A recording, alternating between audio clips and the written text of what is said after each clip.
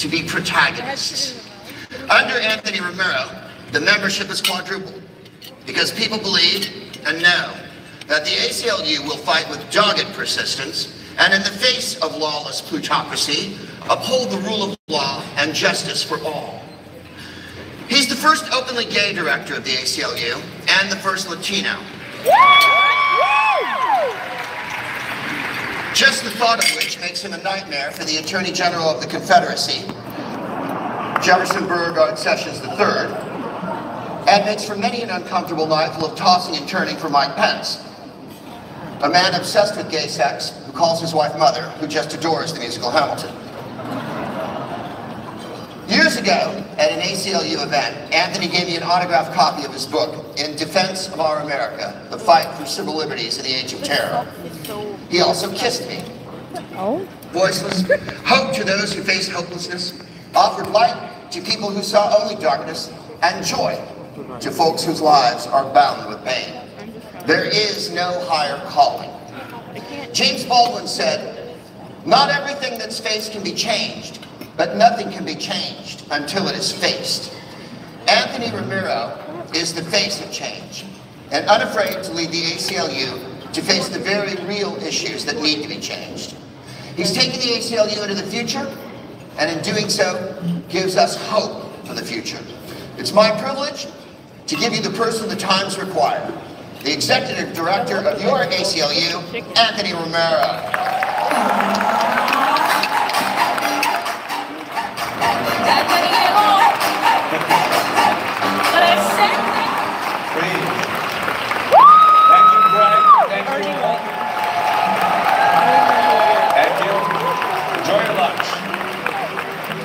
I want to thank Greg for that lovely introduction, and while I am giving thanks, let me thank also our staff who made this conference such a great success. I want to thank in particular Jerry Brzezinski and her colleagues in the Affiliate Support and Nationwide Initiatives Department. Now, Jerry is breaking my heart by retiring after 17 years of service, and in that time she bolstered the work of our affiliates and made ours a truly nationwide organization. Please join me in thanking Jerry and her colleagues for the amazing service in this conference and the countless other things they have done.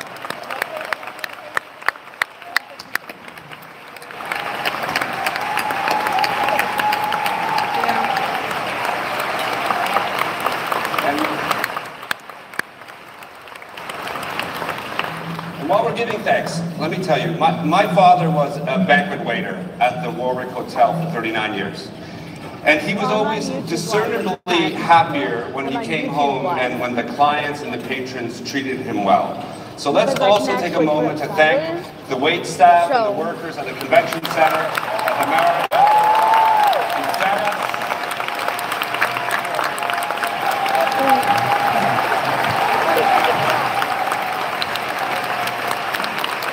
They did a good job on the design.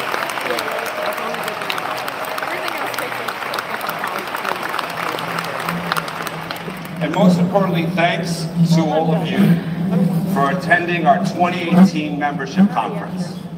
I hope you learned a little about where we stand and the importance of our collective work. I also hope you made some new friends and allies in the struggle for justice and equality, and that you gained a clear-eyed assessment of the challenges that lie ahead. But most importantly, I hope you've tapped into hope and optimism that you can take back to share with your families and friends when you go home. Now, I don't want to come off as naive. As I said to Rachel Maddow 2 days after the election, we are in the fight of our lives. It has only been 18 months since President Trump was sworn in as president, and it feels like an eternity. Yeah, it really does. There are days when I can barely pick up the newspaper or turn on the TV. Me. And if I do, it's hard to escape the idea that we're living in Donald Trump's America. An America that seems defined by rage and racism and resentment. It seems we live in a political media environment that is orbiting around the supercharged id of a single individual slouched with the remote in one hand and his smartphone on the other, ready to unleash a tweet or discharge a senior official or trample a constitutional principle on a moment's notice. Now, living in Donald Trump's America is powerful and disturbing. It's a thought that's pounded home to us everywhere you look, almost any time of day. If when I'm done, I feel like It's powerful, disturbing, and wrong. But remember this, my friends. Even when the president is at his worst, even when he seems willing and able to smash a treasured tenet of American democracy on a petulant whim, we do not live in Donald Trump's America. Donald Trump lives in our America.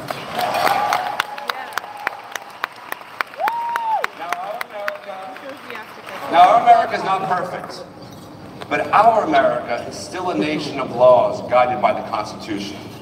Our America is home to a powerful and active resistance movement.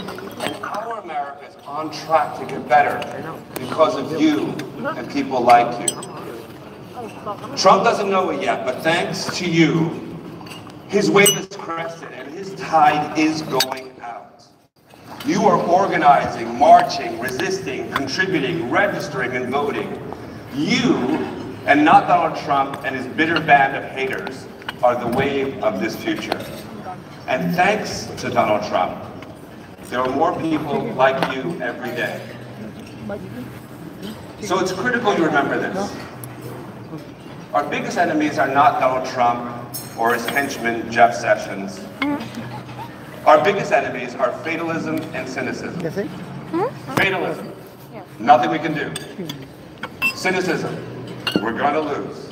Thank you. Those are the two enemies we have to fight against, because there are so many things we can do, and because we are absolutely going to win.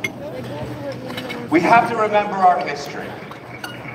Eras of great social progress have always brought about a reactionary backlash. In the early 20th century, the labor movement, the rise of the women's suffrage movement, and tell me if this sounds familiar, the arrival of millions of new Americans on our shores triggered immigration restrictions, the first Red Scare, and the Palmer raids that actually led to the founding of the ACLU. No, we have to go over there too. But our founders did not give up. And eventually, the pendulum swung back. The New Deal and the Supreme Court that ended legal segregation. Or you can wait. After World War II, powerful labor unions and an emerging civil rights movement ushered in the McCarthy era. But we didn't give up. In the 1960s, the civil rights movement, the women's movement, the anti-war movement, the Warren Court gave us Nixon, Reagan, the war on crime, and the war on drugs. But we didn't give up. We doubled down. With LGBT people coming out of the closet into positions of power at unprecedented rates, and a generation of powerful women who cut their teeth opposing attempts to drag America back to the rampant misogyny of the 1950s. And in the last decade, breakthroughs in LGBT rights and the election of an African-American president gave us Donald Trump. Than Facebook Live. Now the Trump era has given us resistance and a new generation of activists, proud, strong, effective leaders like Patrice Cullors and thousands, if not millions of others like her, who know that what we do over the next 30 months matters to the future of our nation. Roger Bolton, our founder, was right. He said no civil liberties, no battle for civil liberties ever stays won. But we are fighting back. And we will win as many battles as we have to, over and over and over again, to make sure that our America remains a nation defined by liberty and justice for all. That sounds weird, but...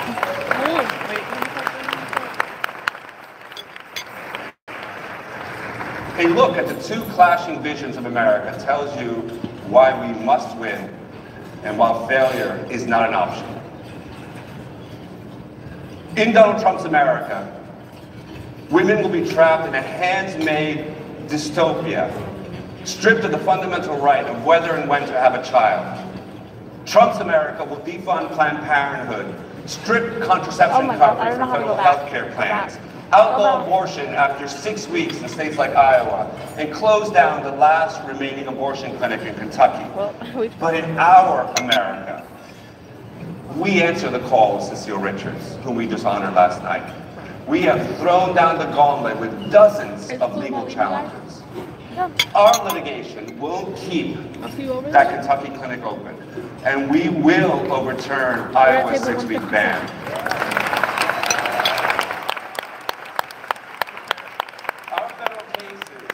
Our federal cases will make sure that contraception is covered by federal health care. In our America, women will have the right to decide whether and when to have a child. Period. No exceptions. No ifs, ands, or buts. In Donald Trump's America, government power is shamelessly deployed to purge people from holy places simply because they disagree with the president or support his opponents. That America uses the specter of electoral fraud to turn our country, our democracy, into a members-only country club. But in our America, we're suing Chris Kobach in Kansas over his draconian disenfranchisement efforts. We take Ohio's voter purge law to the Supreme Court, and we're flexing our political muscle and spending our political dollars to expand the franchise. In our America, the ACLU is working with amazing Desmond Meade to repeal the racist part of the Florida Constitution that has imposed a lifetime ban on 1.2 million people with prior felony convictions.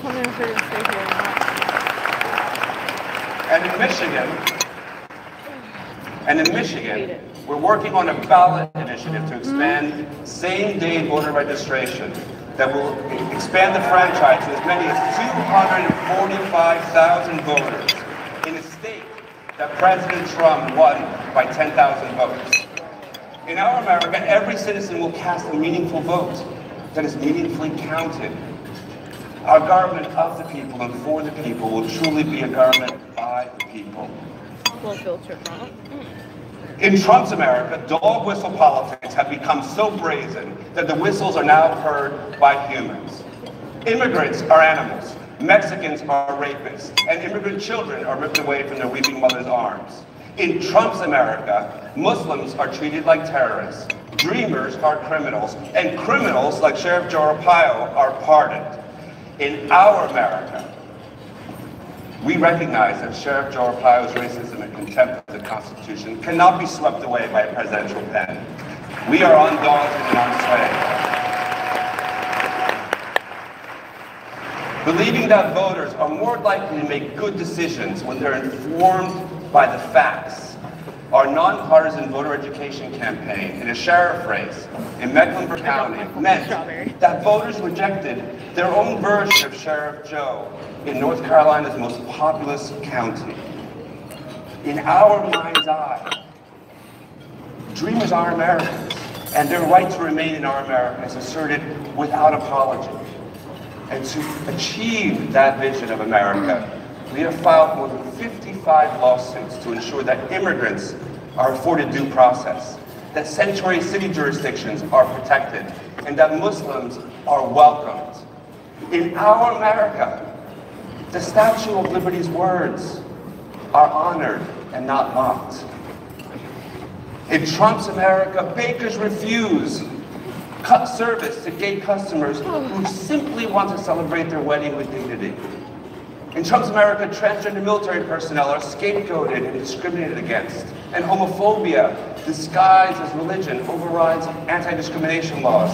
But in our America, LGBT people enjoy all the rights guaranteed by the Constitution in public accommodations, in housing, employment.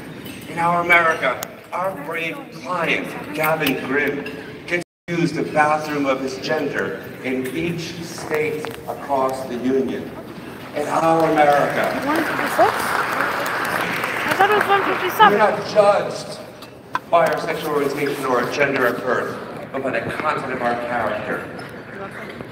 Now, Trump and Sessions would have us live in America Not this way. where mandatory minimums are resurrected, where the catastrophic war on drugs is reanimated, and where the new Jim Crow once again becomes explicit government policy. But in our America, redemption is a value we honor and respect. We find bipartisan common ground to depopulate the prisons. We eliminate the injustice of money bail. We reform draconian sentencing laws. We close debtors' prisons that jail people simply because they are too poor. Prodigal sons and daughters are welcomed back into our families and communities. Government executions become anachronisms of the past, like the Salem witch trial. Sorry. And we honor the voices of leaders like Brian Stevenson, who want to rid our policies on crime and punishment of racial animus and discrimination. In our America, our justice system is truly just. Brown skin is not probable cause, and poverty is not a crime. Now, isn't our vision of America worth fighting for? Yes.